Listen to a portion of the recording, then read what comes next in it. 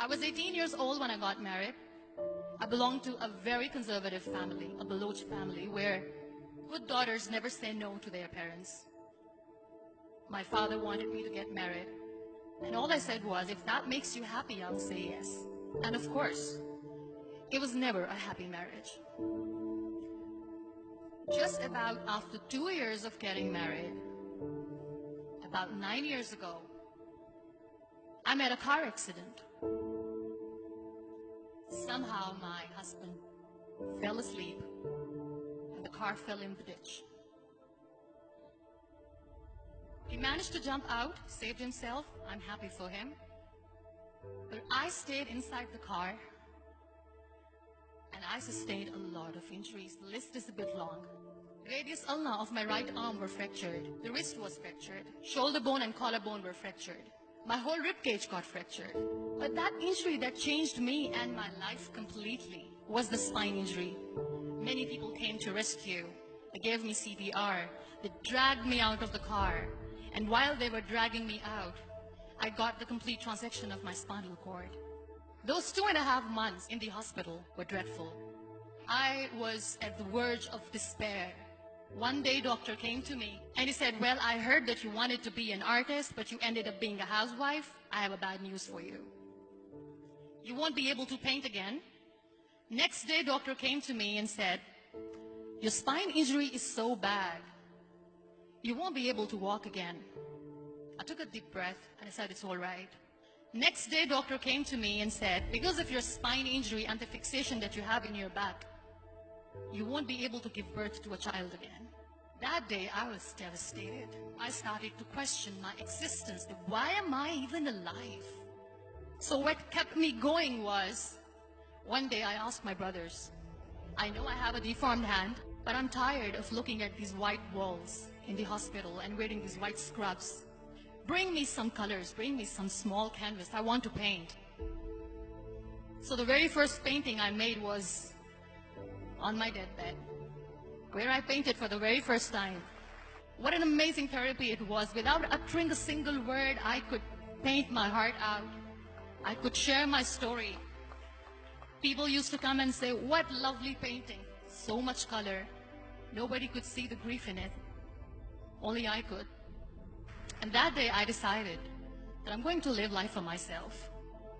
I am not going to be that perfect person for someone. I am just going to take this moment and I will make it perfect for myself. That I'm going to fight my fears. So I wrote down one by one all those fears. And I decided that I'm going to overcome these fears one at a time. You know what was my biggest fear? Divorce. But the day I decided that this is nothing but my fear, I liberated myself by setting him free. And I made myself emotionally so strong that the day I got the news that he's getting married, I sent him a text that I'm so happy for you and I wish you all the best. And he knows that I pray for him today. Number 2 was, I won't be able to be a mother again. And that was quite devastating for me. But then I realized there are so many children in the world, all they want is acceptance. So there is no point of crying, just go and adopt one. And that's what I did.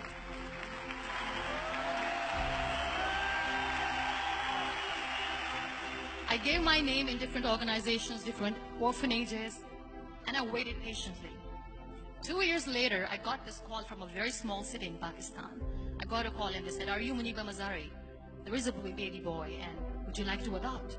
I could literally feel the labor pain. I said, yes, yes, I am going to adopt him. I am coming to take him home.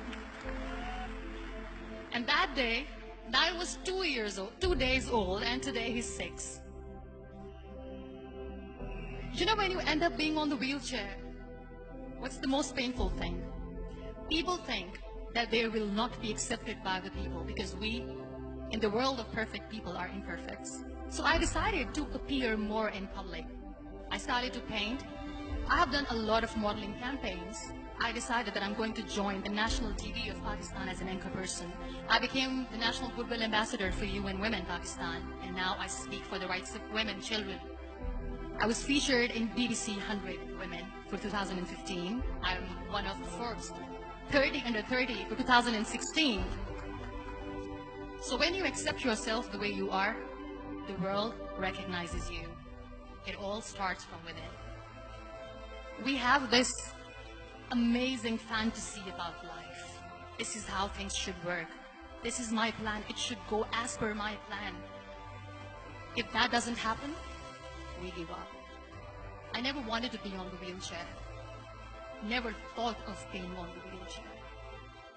This life is a test and a trial, and tests are never supposed to be easy. So when you are expecting ease from life, and life gives you lemons, then you make the lemonade, and then do not blame life for that.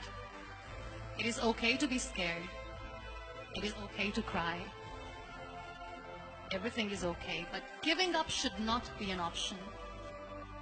They always say that failure is not an option.